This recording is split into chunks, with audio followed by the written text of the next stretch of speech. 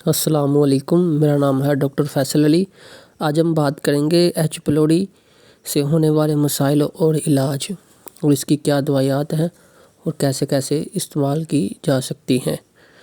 سب سے پہلے بیماری کی بات کریں تو یہ ایک بیماری بنیادی طور پر نقصان دہ بیکٹیریا ہے۔ یہ بیکٹیریا جسم میں داخل ہو کر ہاضمے کی نالی میں رہنا شروع کر دیتے ہیں۔ ان نقصان دہ بیکٹیریا کو ختم کرنے کے لیے اگر دوائیات استعمال نہ کی جائے تو ان کی وجہ سے معدے کا السر لاحق ہو سکتا ہے۔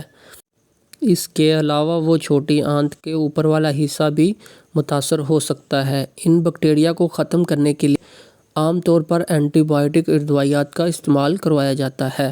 اگر یہ دوائیات استعمال نہ کی جائے تو ان بیکٹیریا کی وجہ سے معدے کے کینسر کا بھی سامنا کرنا پڑ سکتا ہے۔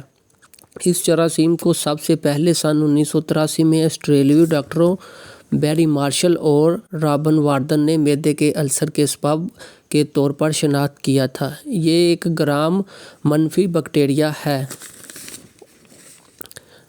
اب ہم بات کرتے ہیں علامات کی۔ دل کی دھڑکن کا تیز ہو جانا، ڈپریشن، انزائٹی، ڈر لگنا، اداس رہنا، پیٹ میں درد رہنا، سر چکرانا، بھوک میں کمی، ڈکار، متلی، وزن میں کمی۔ اس کے علاوہ کچھ افراد کو تھکاوٹ اور کمزوری کا بھی سامنا کرتا ہے، اور بعض مریضوں کو رات کو بے خوابی بھی ہوتی ہے۔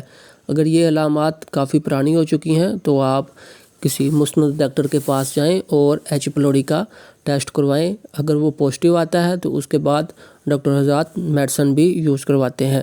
وہ جو میڈیسن یوز ہوتی ہے اس میں اومیپرازول ہوتا ہے، جو برانڈ نیم رائزک، اومیگا، اور اس کے بعد کلیتھرومائسن 250 mg اور 500 mg جو مارکیٹ میں آتی ہے کلیریٹک اور کلیڈسٹ کے نام کے پر، اور اس کے بعد ایمپیسلن 250 mg اور 500 mg میں کیپسول آتے ہیں جو مارکیٹ میں ایمپیکلوگ کے نام پہ آتے ہیں۔ اس میں پینسلن ہوتی ہے۔ بعض دفعہ مریضوں کو ریاکشن ہو جاتا ہے، اور جس مریض کو یہ پینسلن ٹھیک نہ لگتی ہو یا ریاکشن ہوتا ہو تو اس کے متبادل میٹروڈازول 200 mg اور 400 mg میں آتی ہیں، جو مارکیٹ میں فلیجل اور ریام کے نام پر دستیاب ہوتی ہیں۔ یہ کم سے کم 14 دن اور زیادہ سے زیادہ 18 دن میڈیسن کھانی ہوتی ہے۔ جو 18 سال سے اوپر لوگ ہوتے ہیں ان کو بیماری کی شدت کے حساب سے دوائیات استعمال کروائی جاتی ہے۔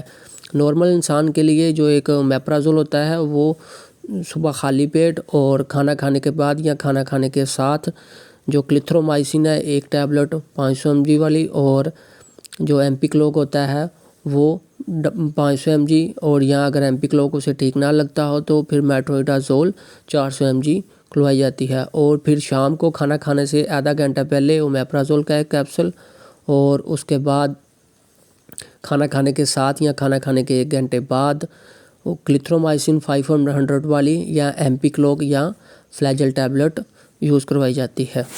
یہ دوائیات کھانے کے بعد آپ کو متلی وغیرہ ہو سکتی ہے یا سر چکرا سکتا ہے، اور اس کے کچھ خاص سائیڈ افیکٹ نہیں ہے۔ آپ کے منہ سے میڈیسن کی بدبو بھی آ سکتی ہے۔ میں امید کرتا ہوں یہ میری ویڈیو آپ کو پسند آئے گی اور یہ معلومات سے آپ فائدہ اٹھائیں گے، اور میں آپ سے گزارش کرتا ہوں کہ کوئی بھی آپ نے میڈیسن کھانی ہو وہ ڈاکٹر کی ہدایت کے مطابق ہی کھایا کریں، خود سے استعمال نہ کریں۔